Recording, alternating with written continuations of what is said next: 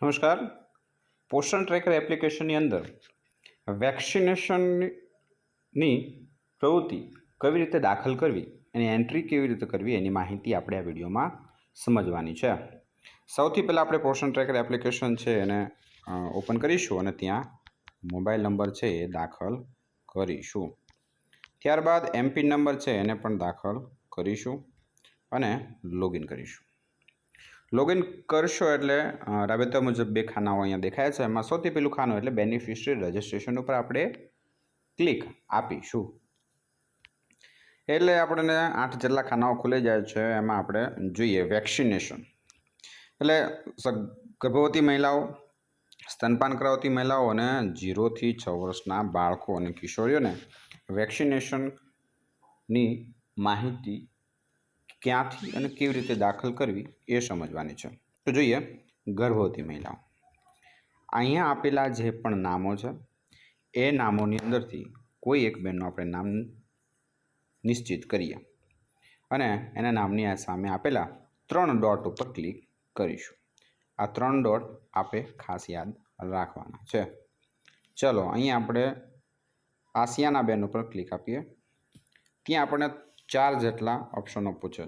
Profile update કરો, migrate profile, માહિતી દાખલ કરો અને છેલ્લે રસીકરણ. તો એ રસીકરણ ઉપર આપણે ક્લિક કરીશું. જો એ બેને કોવિડની રસી લીધી હોય તો એના પર આપણે ક્લિક આપીશું અને એ રસીની તારીખ ત્યાં દાખલ કરી અને સબમિટ આપીશું એટલે એ સબમિટ થઈ જશે.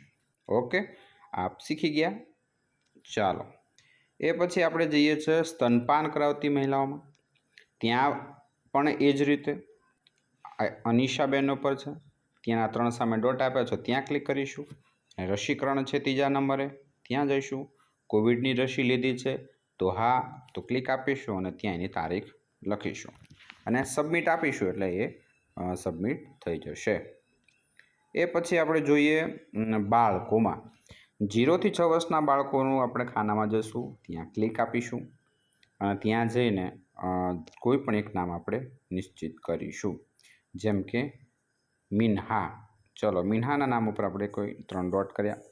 રસીકરણ ઉપર ક્લિક કરીશું. અહીં આપણને ઘણી બધી રસી જોવા મળે છે, જેમાં આપણે જોઈએ ઓપીવી, જન્મડોઝ છે, હેપેટાઇટિસ બી, રોટાવાયરસ, પોલિયો જેવી ઘણી બધી રસી અહીંયા આપેલી દેખાય છે. એમાંથી એ બાળકને જે રસીનો ડોઝ આપવામાં આવ્યો હોય એના પર ક્લિક માર્ક કરી અને એની ડેટ લખી અને સબમિટ કરી દઈશું. તો આ પ્રમાણે વેક્સિનેશન છે એ એન્ટ્રી થઈ જશે. ચલો એવી જ રીતે આપણે 6 થી 3 વર્ષના બાળકોમાં કોઈ પણ એક બાળકને આપણે નક્કી કરીએ. 3 ડોટ ઉપર ક્લિક કરીશું. ગ્રોથ મોનિટરિંગની નીચે રસીકરણ ઉપર ક્લિક કરીશું. એ જ માહિતી એ જ પ્રમાણે એનું રસીકરણ છે એ કરવાનું રહેશે.